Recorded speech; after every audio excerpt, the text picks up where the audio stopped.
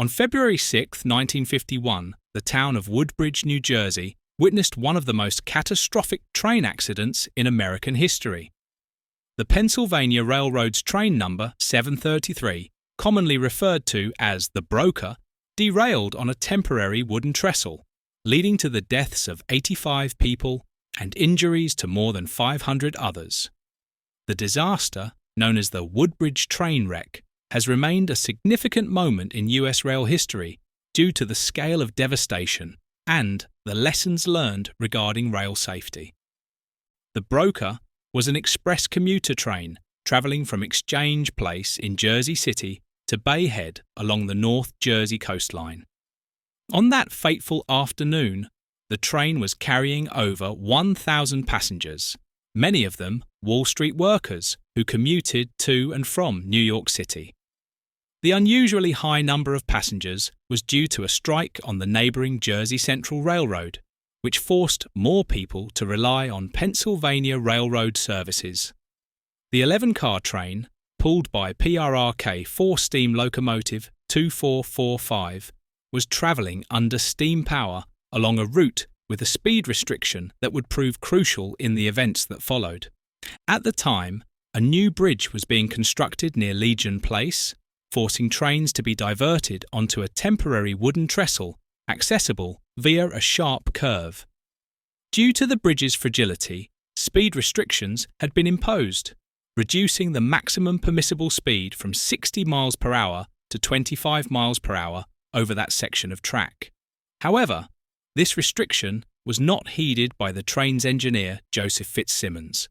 The conductor, John Bishop, had reminded Fitzsimmons of the speed limit earlier, but Fitzsimmons admitted later that he was travelling at 50 miles per hour, twice the permitted speed, as the train approached the curve.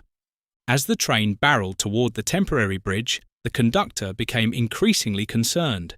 He attempted to pull the emergency brake cord, but due to the overcrowded conditions in the carriages, he was unable to reach it in time. The massive weight of the locomotive and the speed at which it was travelling caused the train to derail on the curve. 8 of the 11 carriages were thrown from the track, and the leading 2 cars tipped onto their sides. The third and fourth cars collided violently, sliding down the 26-foot embankment. The fifth and sixth cars, left hanging precariously over the roadway below, added to the horrific scene. Many passengers in the second and third carriages were killed, with reports suggesting that some passengers from the dangling cars jumped to their deaths, mistakenly believing the wet roadway was a river that would cushion their fall. The scene was one of unimaginable devastation. Steel carriages were torn open like tin cans, and emergency responders were met with the gruesome task of freeing trapped and injured passengers. Welders were brought in to cut through the wreckage to reach those pinned inside. The death toll eventually reached 85, making it one of the worst train accidents in US history.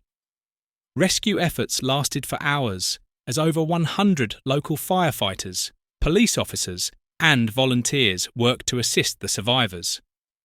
The investigation that followed revealed several significant factors contributing to the crash. Most importantly, the excessive speed was cited as the primary cause. Fitzsimmons later admitted to investigators that he had been travelling at around 50 miles per hour, far above the 25 miles per hour limit imposed for the section of track leading to the temporary bridge. Additionally, it was revealed that the temporary wooden trestle had not been properly tested before being put into use that day, and no amber warning signals had been installed to alert engineers of the speed reduction. Although Joseph Fitzsimmons was not criminally charged, the Pennsylvania Railroad faced severe legal and financial consequences. Civil lawsuits from the families of the victims resulted in $15 million in settlements, the largest amount paid out in the company's history up to that time. The crash prompted widespread public outrage, and many blamed the railroad for failing to implement adequate safety measures.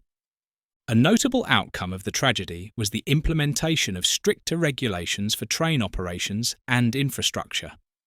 The Interstate Commerce Commission and New Jersey Public Utility Commission recommended stronger safety protocols, including better communication of speed restrictions to engineers, mandatory speedometers on trains, and more rigorous testing of temporary rail structures. These recommendations helped shape future railroad safety standards in the US. The Pennsylvania Railroad, once one of the most profitable companies in the world, never fully recovered from the reputational damage caused by the Woodbridge crash. The company faced increasing competition from the emerging interstate highway system and ultimately declared bankruptcy in 1970.